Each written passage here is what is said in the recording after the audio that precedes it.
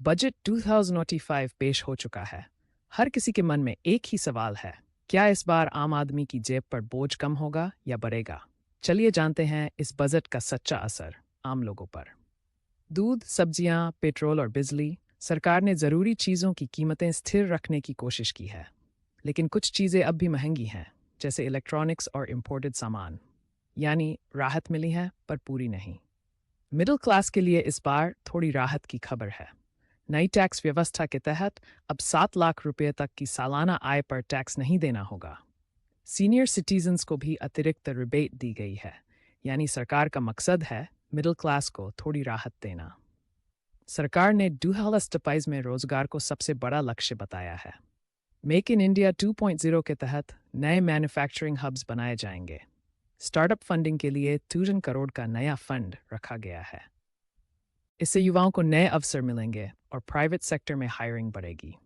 किसानों के लिए कई नई योजनाएं शुरू की गई हैं। सोलर पंप, फर्टिलाइजर सब्सिडी और लोन वेवर पर जोर है।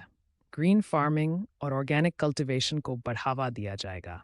सरकार का लक्ष्य है 2025 तक किसान की आमदनी में 83% की बढ़ोतरी। एजुकेशन सेक्टर के लिए नए स्मार्ट स्कूल्स की घोषणा हुई है। ऑनलाइन लर्निंग को बढ़ावा देने के लिए ई लर्निंग बजट भी बढ़ाया गया है। हेल्थ में डिजिटल हॉस्पिटल मिशन लॉन्च हुआ है, जहां हर नागरिक को पेपरलेस हेल्थ आईडी मिलेगी। इंश्योरेंस कवरेज अब 5 लाख से बढ़ाकर 7 लाख कर दिया गया है।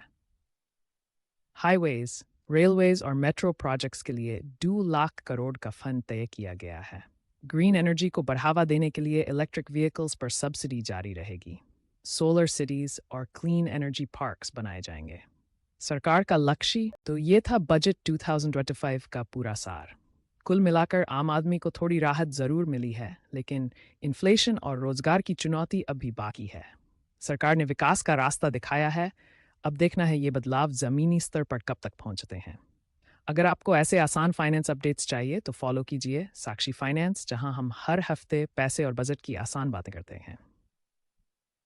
सरकार का लक्ष्य है 2030 तक पोल्यूशन में 80% कमी लाना।